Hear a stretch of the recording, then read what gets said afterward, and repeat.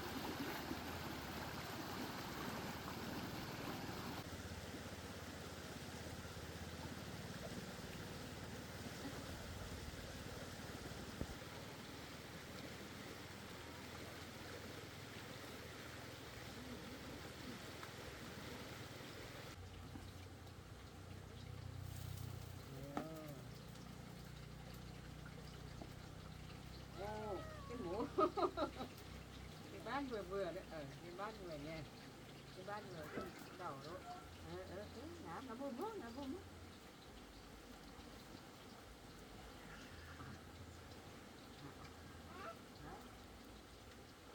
Cái ngồi đây nhá, cái ngồi, thì tốt nhá, thì nó bơm nước ấy, ở nơi đâu,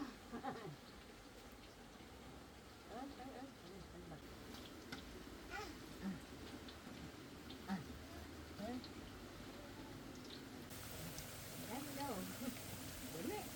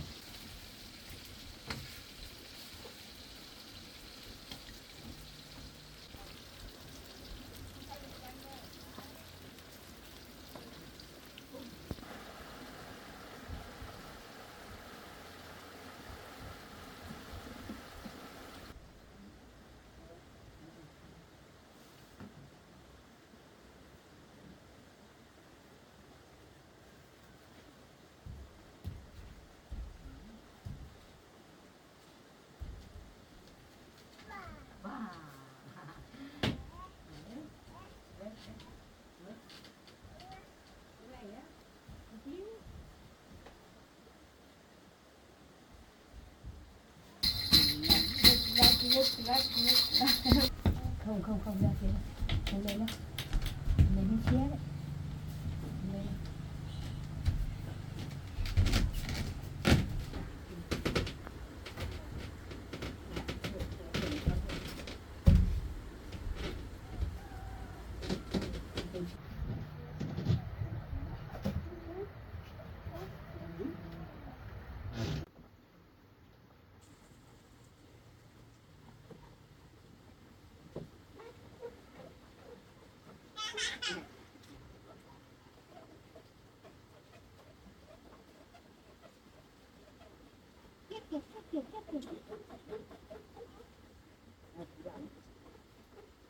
Thôi, cái bố ơi.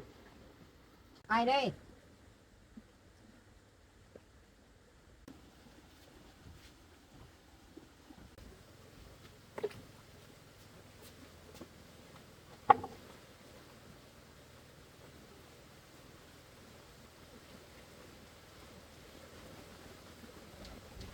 Mình nhà cho sắp rồi đấy.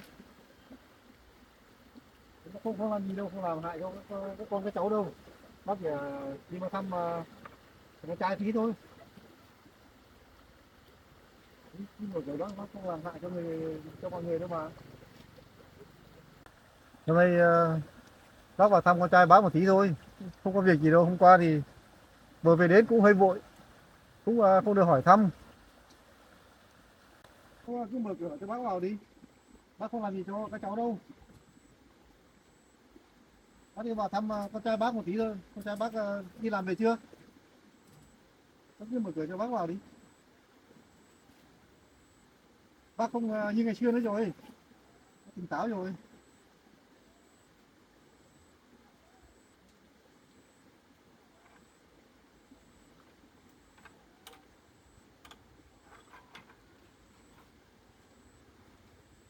Có dạo này ở nhà làm gì?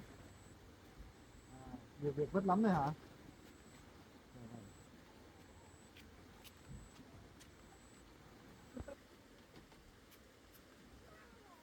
Các bạn nhá. cháu lại lên à Vâng. Cuốn nhá. Quá đẹp.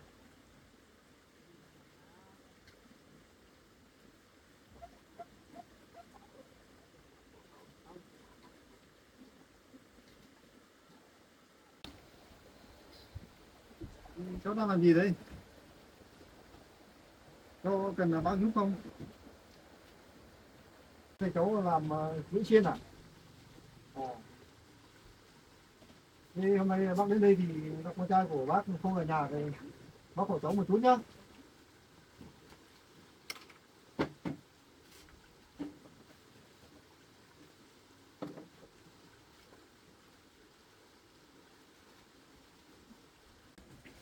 Thế lâu lắm rồi bác không được làm cái món ăn này rồi.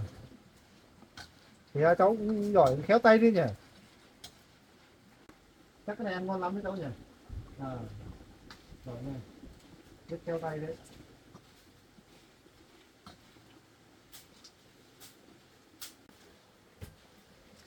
Cái này khéo tay cháu mới làm được đấy à.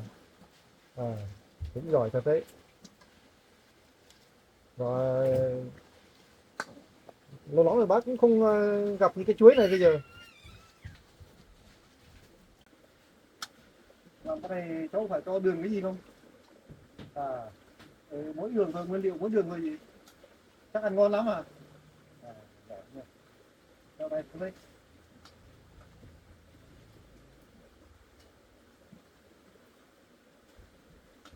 Thời gian làm cũng không lâu mấy đâu nhỉ, cũng không phải là kỳ công lắm.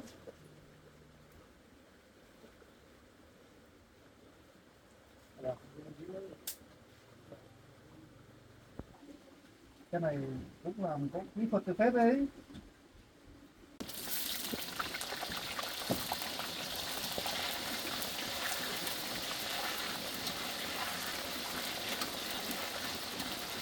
Thực ra một thời gian dài bác cũng không được vào đây, mà thực ra thì bây giờ bác biết cháu là người rất là khéo tay đấy, cái gì cũng thấy cháu làm được.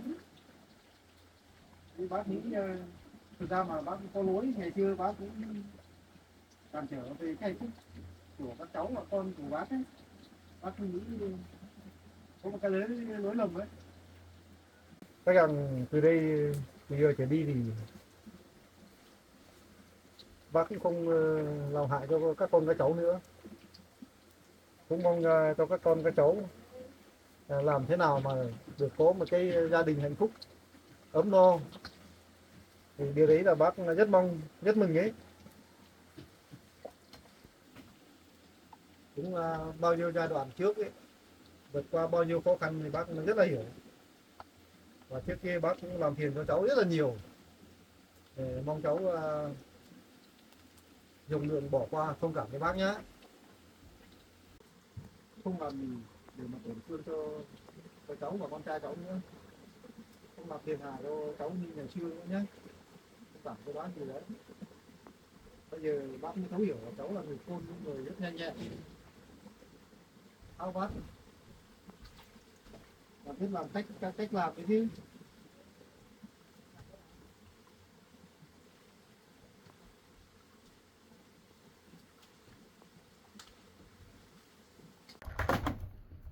Để đây, ở đây lăn trong nhà đi. Không đi nữa.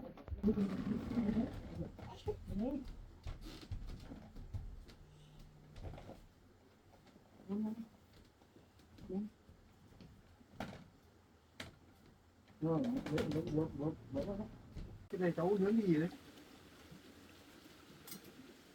À, chuối khô hả? Ngon nhỉ. Cái này bác thích ăn lắm đấy.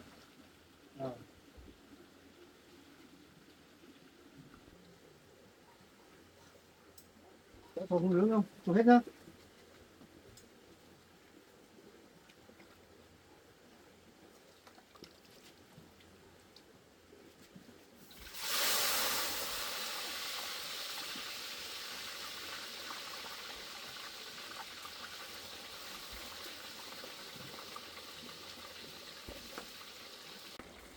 Con này phải cháy nhà đây con ạ.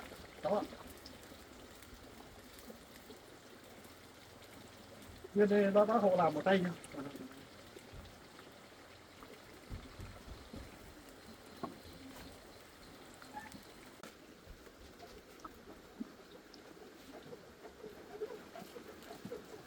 Anh tổ cháu bụng cháu khéo phết đấy chứ đùa đâu.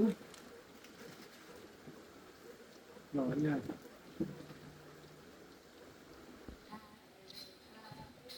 Lâu lắm về bác cũng không lên trên này. về đến nhà cháu thì cũng làm nhiều thứ phết đấy nhỉ, làm cũng đủ, lắp hết cả cam thấy nhỉ, tốt rồi.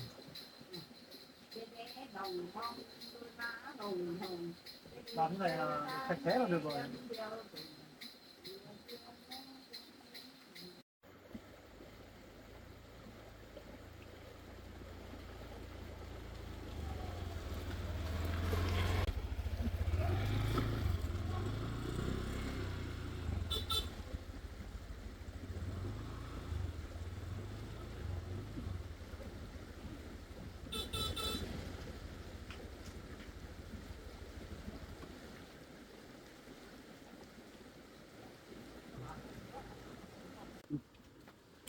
Chào bố. Con đi làm về à? Vâng. Bố lên lâu chưa? Lên một lúc rồi. Dạ. Bố lên còn hôm bên làm được còn ở đây mà. Nay bố lên bố hôm bận làm việc cơ đấy. Và đấy của mình Cái này em làm thì bán. mình có làm. Thì là bố đi vào đây. Đấy, khi thấy bố làm cái này đấy nhỉ. Bố lên trên này ấy, tính mà làm này là bố rất thích ăn nhá. Và lâu lắm cũng không được ăn cái món này. Bố ngồi nghỉ đi.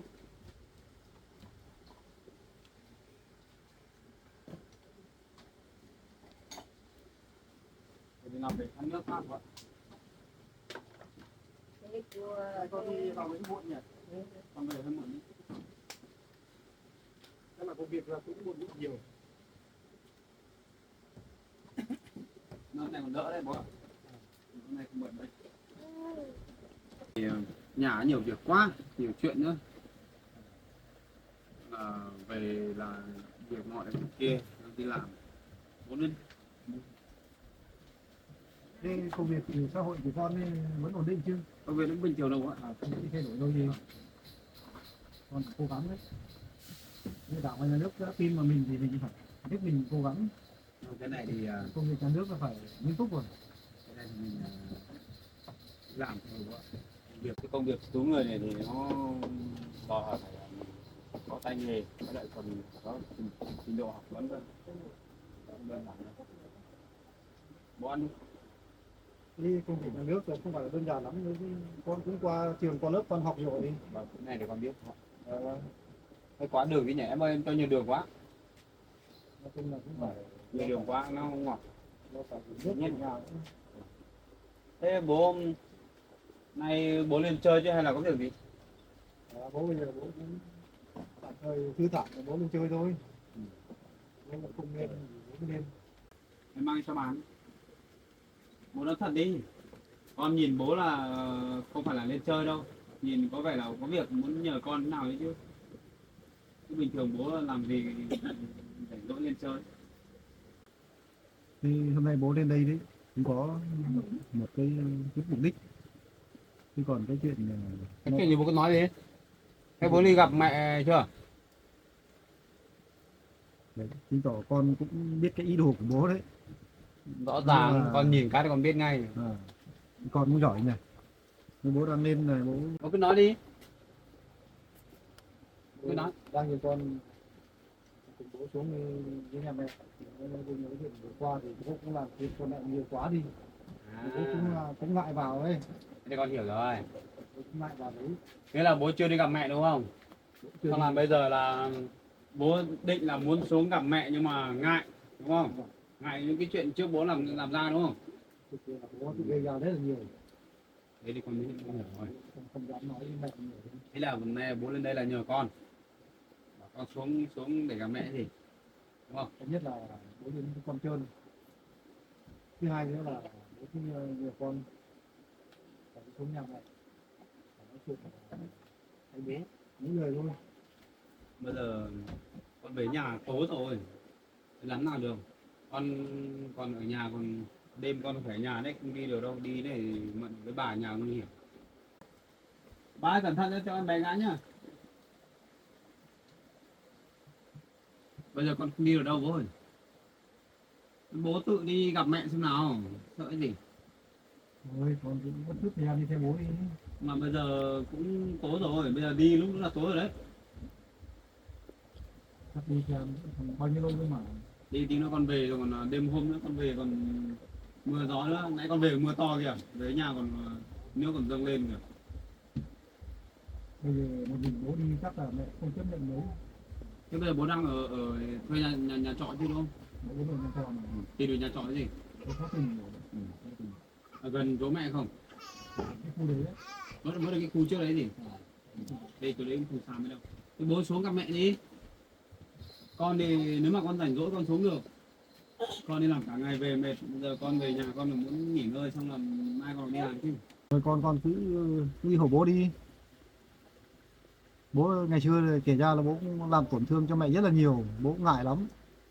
Bố biết như thế là được là tốt rồi, nhưng mà cái này là bố tự đi gặp mẹ thôi. Con đi ra đấy gặp thì bố mẹ nói chuyện thì con có đỡ được cái gì đâu. Rồi con cứ đi theo bố cho bố có một chút động lực đi. Thì còn có con ở đấy thì bố nói với mẹ chắc cũng dễ nói hơn. Thì kể ra là bố cũng rất là nhớ mẹ đấy, rồi lâu lắm rồi bố cũng không được gặp mặt. Bây giờ bố đi ra viện kia về xong bố biết nhớ mẹ cả. Bố nhớ chứ con. Thật không đấy? Cái gì cái nó tình thương như cũ mà con. Bây giờ ấy, bố phải đi gặp mẹ trước. Xong là nói chuyện với mẹ đi. Để xem mẹ phản ứng nào đã.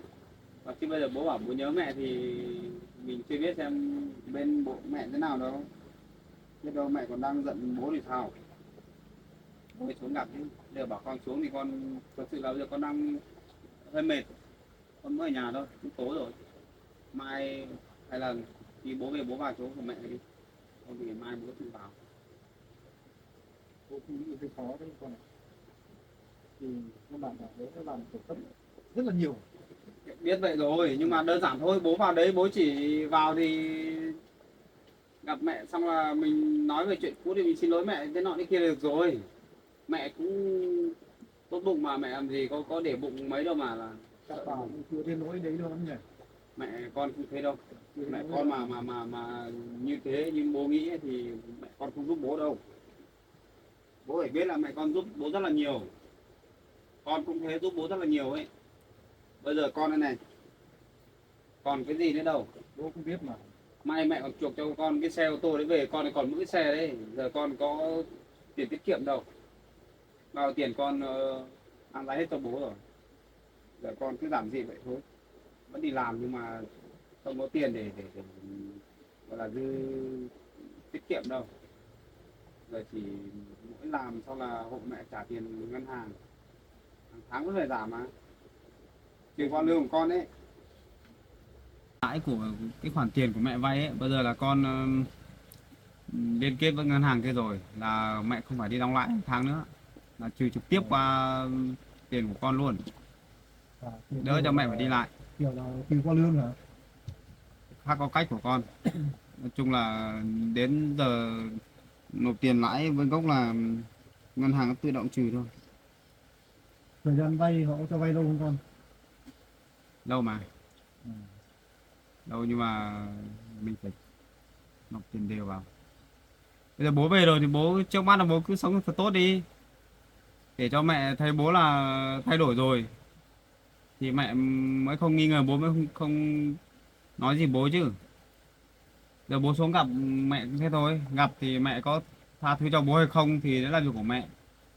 Còn bây giờ thì bố cứ ổn định cuộc sống của bố đã, đừng làm phiền làm ảnh hưởng đến người khác nữa là được. Con thì con không sao đâu.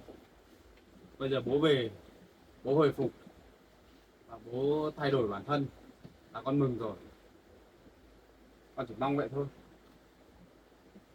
Còn chứ bố mà cứ như trước ấy, con cũng hơi đau đầu ấy. Thì thế này con ạ. Bây giờ đúng bố con ngồi đây bố mới thú thật nói chuyện với con. Chỉ biết nói chuyện với con thôi, không biết nói chuyện với mẹ nữa. Có chuyện gì bố cứ nói. Thì mấy cái việc vừa rồi bố đi làm ăn công ty đấy, mà kể ra thì nó cũng không phải là 100% là công ty phá sản đâu, mà thực ra là bố đi chơi bời cũng quá nhiều, nó thật là chơi bời nhiều. Bố vừa nói gì? Bố vừa kể cho con biết đấy, là kể ra thì trước khi bố làm ăn được ở công ty thì làm ăn rất tốt. Đúng qua quá trình lúc nãy bố vừa kể được con biết đấy là bố đi chơi bời rất là nhiều, quá nhiều đấy. Cho nên là Bố đi chơi á? bố chơi bời với bạn bè nhiều, đi đi sang các nước đi chơi mà đi du lịch rồi đi chơi các kiểu luôn. Thế là bố cho nên là không quan sát được hết cái công ty của bố, bây giờ nó thất thoát rất là nhiều. Nó xảy ra là như thế thì bố lại đi vay mượn với bạn bè nhiều nữa để giả vào cái thời điểm nó thô lỗ, cái thời điểm mà bố đi chơi nhiều ấy. Thế bây giờ con mới nhận ra, trước đây con đã từng nghĩ rồi, tại sao từ xưa đến giờ bố làm ăn không bao giờ bố có chuyện nọ chuyện kia nhá, mà gần đây này là bố bắt đầu mới sa sút công việc của bố này, xong là cứ lâu lâu lại bảo con mà là bố làm ăn bảo là thất thoát thế nọ thế kia, xong là bố hỏi tiền con, bảo lấy tiền đi xoay vòng để làm ăn đúng không, hóa ra là bố chơi bời xong là không quan tâm đến công việc của mình, nên mà dẫn đến hậu quả như thế đúng không? Cho nên là bố mới lơ lỏng cái công việc ấy, cho nên là bố mới bị mất nhiều tiền ở cái đấy thôi. Thì bây giờ bố mới hiểu ra, bây giờ bố mới nói cho con biết. Thế trước con hỏi bố sao không nói? Chắc bố nói ra chắc con không cho vay rồi. Vay gì? Bố con mình cái nào cho nhau rồi cho chứ vay gì? Chứ phải Quan trọng là mẹ ấy, mẹ không cho bố mới là đúng ấy. Bây giờ mẹ mà biết cái chuyện này á, bố không cẩn thận đấy, mẹ lại mắng cho đấy. Bao nhiêu tiền của mẹ cho hết cho bố, xong rồi đi vay khoản nợ khổng lồ nữa. Này mà con mà nói ra cho mẹ biết là bố liệu đấy. Bây giờ bố vẫn có cái tinh thần làm ăn mà, vẫn có dây làm ăn đấy con ạ. Nhưng mà bây giờ bố hai bàn tay trắng lấy gì làm được? Con thì cũng chẳng còn tiền để, kể cả con có tiền cũng chưa chắc bố đã khôi phục lại được công việc của bố. Công việc của bố thì ngày xưa nó to lớn lắm, nhưng bây giờ nếu mà làm lại thì cũng hơi khó, không bằng ngày xưa. Tốt nhất bây giờ là bố cứ sống cho thật tốt. Đấy, xong sau này ví dụ cuộc sống ổn định hơn ấy thì bố đi tìm lấy một công việc nhẹ nhàng vừa với sức của mình thôi. Tầm tuổi này bố cũng không cần phải bon chen xã hội làm gì nữa, buôn bán gì nữa. Tìm công việc nào hợp với mình thôi, làm nhẹ nhàng thôi. Sau này mà có già yếu ốm đau thì có con lo cho bố rồi. Bố không cần phải nghĩ sâu xa vậy đâu. Nói chung so đến bây giờ thì kiếm cái đồng tiền ấy cảm thấy bố phải cách xa lắm. Thật qua là bố cũng có một cái một chút tay nghề của bố làm. Bây giờ bố mới biết tiếc là hết rồi. Bố mắc cái sai lầm quá lớn. Bây giờ bố đánh mất hết, bố chẳng còn gì. Đấy, bây giờ bố biết chưa, biết hậu quả của mình chưa? Bố sai lầm nhiều chứ con. Bố Sai lầm lớn đấy. con cứ tưởng là bố làm ăn thế nào bị lỗ vốn thế nào chứ. Bây giờ con mới rõ, hóa ra là bố chơi bời. Nào thế thì bây giờ bố mới thế thôi. Không dám nói cho vợ con biết. Bố cũng biết đấy là cái công ơn của con và mẹ của con giúp bố rất là nhiều những cái khoản tiền khổng lồ như thế. Bây giờ là nói chung là trong thân thể của bố là bố không nợ nần gì nữa. Thế là tốt rồi. Các con nợ thay thôi. Con chỉ sợ là bố lại thêm một khoản nợ nữa cho con thì nếu mà là vấn đề thôi. Còn nếu mà không có là con mừng rồi. Bây giờ là con cũng, bố có nợ thì con cũng chẳng có đồng nào để mà giúp bố nữa đâu. Bây giờ bố thì ổn định được cái tinh thần rồi. Tinh thần bố ổn định cao rồi, nhưng qua là bố rồi còn thiếu tiền làm ăn thôi. Thôi làm Chắc ăn là thì bố sẽ túc tắc, sẽ có cảnh bố sẽ làm được. làm ăn thì làm những cái chỗ đầu tư nhỏ nhỏ thôi, đừng làm to nữa. Bố muốn làm lại thì cũng không được. Thì bố đánh mất quá nhiều rồi. Cái gì đấy? Chuối nướng ấy. Cái này chuối nướng là chuối khô đấy. Chuối khô mà nhỉ? Ui cái này chắc ngon đây. Đây một quả. Thôi bố ạ, chuyện đấy tạm thời mình không nói nữa. Ăn quả chuối nó nóng rồi. Nó chín ngon nhỉ, nhìn ngon phết đấy nhỉ. Em lấy đâu về á? Em tự phơi á? Có thấy em phơi bao giờ đâu?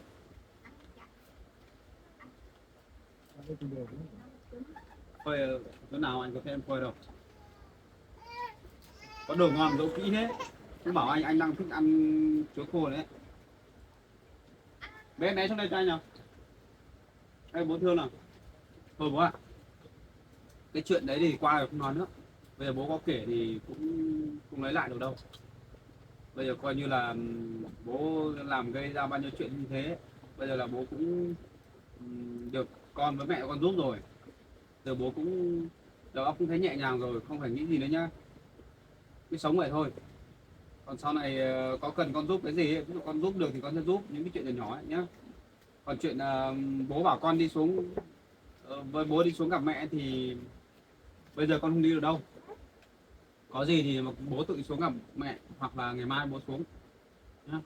Ví dụ mẹ con nói gì bố hoặc là mẹ trách bố cái gì đấy cũng được thì cần con giúp thì bố cũng bảo con thì con xuống đỡ hộ bố mấy câu nhá. Thế là ngày mai chú bố lại xuống gặp mẹ nhá. Bố tự xuống thôi. Bố tự xuống thôi. Rồi có gì khó khăn thì Bố cứ bản lĩnh lên, đàn ông mà có cái gì sợ đâu, mình làm thì mình phải chịu. Bây giờ thì bố con nói thì mẹ cũng chẳng ấy đâu. Mẹ thì mẹ hiền thôi. Mẹ con nói nhiều thì cũng mà tại mình thì mình cũng phải nhận thôi. Không sao cả. Con tin là mẹ sẽ không làm gì bố đâu. Cứ xuống gặp mẹ đi. Con chỉ sợ là mẹ mà gặp bố là mẹ bất ngờ đấy. thế là được con ạ. Ngày mai thì đi là bố có tự xuống thôi. Nếu mà có gì Cứ như con nói bố cứ tự xuống đi. nếu mà có gì mẹ mà khó khăn với bố quá thì Hoặc là bảo con bố lên bảo con điện thoại cho. Alo điện thoại cho con. Mẹ bây giờ đang bận vào vụ ngàn lúa này. Bố xuống đấy biết đâu lại còn hội được mẹ đấy. Con thì con bận quá con đi hội được. Ăn em này. Con thì bận quá con không hội được mẹ đâu. Hôm qua hôm kia mẹ lên mẹ bảo mẹ đang ngàn lúa. Rồi ăn của mẹ. Bố xuống đi, xong biết đâu là hộ mẹ được cái gì thì hộ. Vừa hộ vừa nói chuyện. Giờ bố bình phục như thế rồi thì chắc là mẹ không sợ bố gì đâu.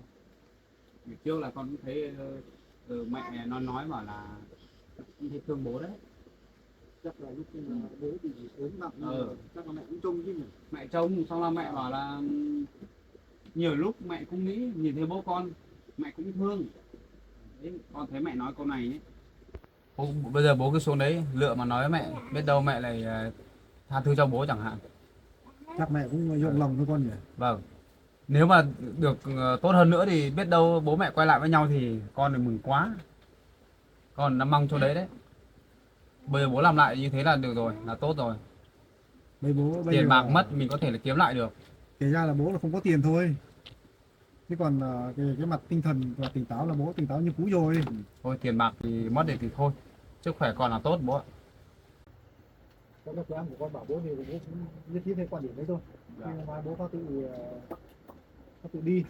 Thế bây giờ là cũng Ôm bố đi, ôm bố. rồi sắp tối thì bố là cũng xin phép cũng về đây nhé. Được. Hay là bố ở lại ăn cơm với con? Hôm nay cũng là đi xe ôm về vào mấy năm trường đi đường cái gì. Thôi để hôm nào con thu xếp được con mua cho bố cái xe máy để bố đi lại thì thoảng lên với con chơi chứ toàn đi xe ôm này vất vả. Con cứ lo việc con Mua cái xe máy cũ cho bố đi ấy, 5-10 triệu. Bây giờ bố cũng không đi lại nhiều đâu. Cứ ở nhà bây giờ tìm cách làm cái gì. Bây giờ con chỉ cần bố sống tốt với con, với vợ con, với cả nhà mình cứ hòa thuận như vậy là được, là con mừng. Và mấy nữa nếu mà được là con sẽ mua cho bố một cái xe máy cũ để cho bố đi lại. Bây giờ bố ở chỗ nhà trọ bố đi lại bằng gì? Đi bộ đúng không? Có xe đâu mà đi. Bố đi loanh quanh đấy thôi. Đó. Lên với con thì bố đi xa một tí thôi. Phải có xe đi lại chứ. Đấy thì loanh quanh đấy thôi. Có xe đi lại thì mới đỡ phải mệt. Rồi thế vậy con nhá, mai là bố khắc tự đi xuống với mẹ nhá, rồi con nhá. Vâng, bố cứ đi xuống đây nói chuyện với mẹ nhá. Có gì cần giúp thì bố gọi cho con. Còn không thì bố tự nói chuyện với mẹ nhá. Về nhá. Thế chào ông nhỉ, chào ông nào. Ôi mà con nhìn cháu này. Đâm vào chỗ nào đây đấy? Hôm trước ngã đâm phải cái ghế này này. Nhẹ rồi bố ạ. Thì vui quá đi ở trong nhà lúc đêm ấy. Con này đang nấu ăn nữa, bé vui quá là chạy xong là bị mất chân là ngã xuống đấy. cá được 2 lần rồi đấy, một lần ở đây không sao đâu nhỉ. Cái quá nhỉ, công ty thì ăn đi rất lâu dài cũng đều lắm. Ông bây giờ ông tốt rồi nhỉ, ông không không không hại mẹ nữa nhỉ. Thế nhá, bố về nhá. Vâng, Cháu nghỉ nhá. thế bố về nhá. Bố về. Con bây giờ tối rồi đấy, con không hộ được, không giúp bố được đâu, xuống với bố với mẹ được đâu nhá. Có gì cần ấy, nói chuyện không được với mẹ thì cần con giúp thì bảo con. Cháu cho bà cháu về nhá. Vâng, cháu về rồi lúc nào thì đến chơi nhé. Vâng. Cứ thế cho bố nhá. Có gì cần con giúp thì bố cứ bảo nhá. Bây giờ cũng tối rồi, bố hay là không vội vàng thì bố ở lại đây. Chắc là khá là quan trọng, hơi quay về. Nếu mà bố được về được sớm là bố xuống với mẹ luôn. Nếu mà tối thì thôi, có mai là bố có thể xuống. Giờ này cũng gần 6 giờ tối rồi, không kịp đâu. Hôm bố về xong là ăn uống nghỉ ngơi xong là mai đàng hoàng xuống gặp mẹ sau. Chỉ biết là có thời gian dài một tí mà không được xuống mẹ. Đi không đấy, đi sớm sớm tí thì ví dụ mẹ làm việc thì hộ mẹ một phần đi. Chút lắm thì Con thì một mình vất vả lắm. Con nhiều lúc con muốn xuống bố mẹ mà không được ra. chắc theo là nó gần Con đi gặp gặt lúa rồi là dọn lúa thôi. Mẹ cũng bận lắm, con toàn gọi mẹ lên đây để trông em bé cho con đây này. Mấy hôm trước, thời gian trước là nhiều chuyện lắm. Cái này hôm nào con nói cho bố biết. Hoặc là bố xuống đấy gặp mẹ thì kiểu gì mẹ cũng sẽ nói. Bố cứ về nhé. bố về con nhá. Bố có tiền trả cả tiền xe hôm đấy. Có rồi. Không có thì bảo con gửi cho bố ít. Bố về nhá.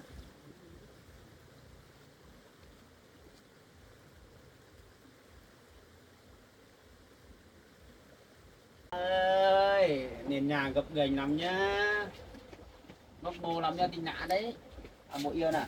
Yêu nào. Cái chân này mua 2-3 đôi dép không chịu đi. Chưa tính tới chân đất rồi. Em lấy quả cam đâu về. Đi căn đi bán á. Nhiều quả lắm ạ.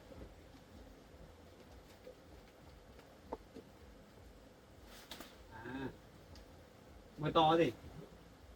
Lúc này anh về kia ở ngoài mưa to lắm. Trong này mưa to. Nước lũ này dâng lên cao này mà. May còn không mưa lâu nhỉ. Mưa mà tầm 2-3 tiếng đồng hồ thì thôi rồi. Nằm mình lại ngập đấy. Bố trông. Quả cam. Cam ngọt. Cam nhá. Yêu nào. Ồ, ăn cái gì đấy, ăn cái gì đấy. Chuối ạ. Thương quá nhỉ. Em bố của bố đã bố em. Mẹ cắt cái tóc của con ngắn quá nhỉ. Cắt xấu xí nhỉ. Này, chỗ này đốm, chỗ kia đốm này. Ở đây mẹ bế đi. Mệt quá. Thôi anh đi tắm rửa đã nhá. Xong rồi anh xuống nấu cơm. Nấu ăn. Tối nay bố nấu món ngon cho bé ăn nhá. Bố đi mua con gà về để còng cho em ăn nhá. Nhá, nào ôm bố một cái đi. Ôm đây. Ôm đây. Ôm đây mà. Thôi mẹ chồng nhá. Đi tắm cho đã.